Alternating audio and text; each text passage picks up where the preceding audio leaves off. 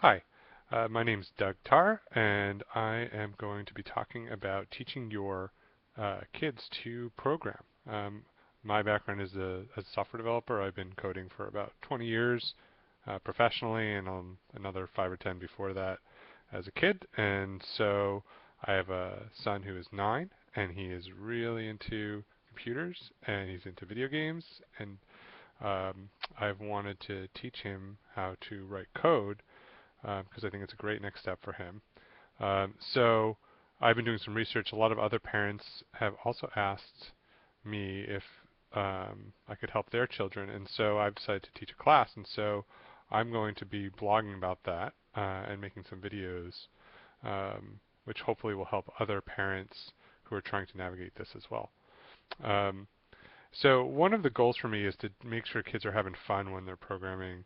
One of the worst things I've had as an experience is when you're trying to teach or trying to learn about this stuff, and someone's just talking at you the entire time, and you don't get to play with anything. And so the joy and the fun of programming is really about getting in there, hacking away, opening stuff up, and trying it out.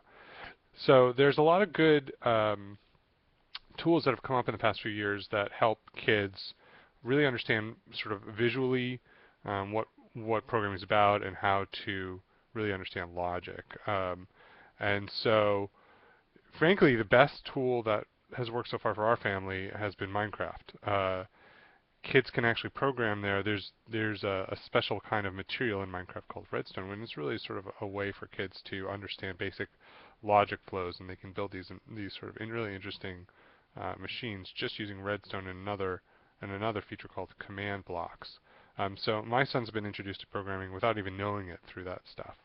But I'm looking for something a little more formalized.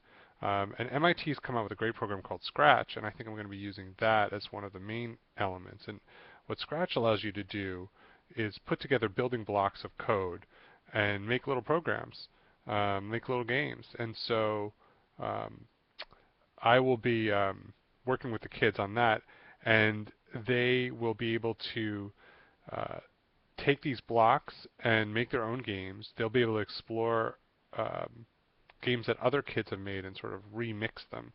That's one of the probably the best things is it makes it a lot easier for kids to get started. Um, so MIT Scratch is a great example. Khan Academy is another example. Khan Academy has come up with a new program called Khan Academy CS.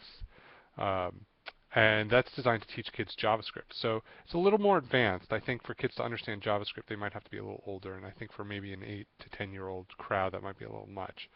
Similar to Khan Academy CS, there's a Code Academy, which is probably one of the earliest adopters of this JavaScript teaching methodology, which is great for people of all ages, but they make it easy enough for kids to learn.